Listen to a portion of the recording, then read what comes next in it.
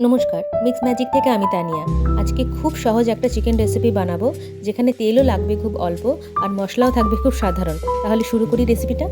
এতে লাগছে নুন এবং লেবু দিয়ে ম্যারিনেট করা চিকেন, আদা রসুন পেস্ট, টক দই, পেঁয়াজ কুচি, ধনেপাতা, কাঁচা লঙ্কা, লেবু, গোটা গরম মশলা, গোলমরিচ, চার মগজ, আমন্ড, নুন এবং লঙ্কা গুঁড়ো।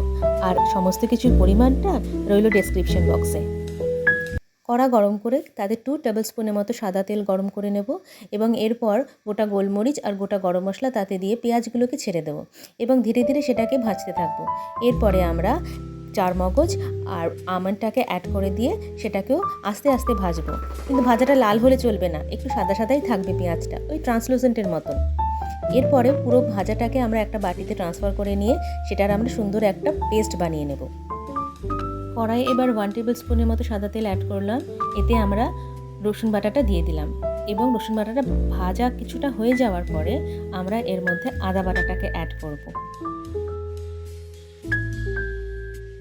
আদা রসুন বাটাটা ভাজা হয়ে গেলে এবার আমরা যে পেঁয়াজের পেস্টটা বানিয়েছিলাম সেই পেস্টটাকে আমরা এর ভিতরে অ্যাড করে দেবো এবং এটাকে নাড়তে থাকবো। একটু সময় নিয়ে মশলাটাকে কষাতে হবে, কারণ এখানে তেল অনেকটাই কম রয়েছে। এবার আমি লঙ্কার গুঁড়োটা অ্যাড করে দিলাম। মশলার সাইড থেকে যখন হালকা হালকা তেল বেরিয়ে যাবে সেই সময় আমরা চিকেনগুলোকে অ্যাড করে দেব।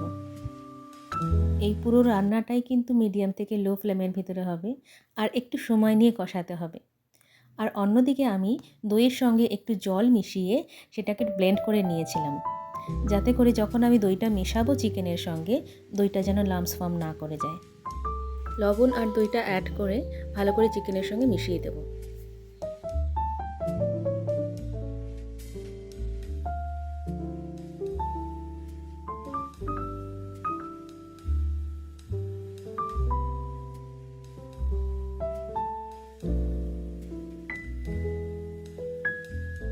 চিকেন সেদ্ধ হতে এখানে খুব বেশি সময় লাগবে না, ওই ধরুন 7 থেকে 8 মিনিটের মতন। এরপর ঢাকা খুললেই দেখতে পারবেন যে ওপরে অনেকটাই তেল ভেসে উঠেছে, চিকেনটা একদম সেদ্ধ হয়ে গেছে।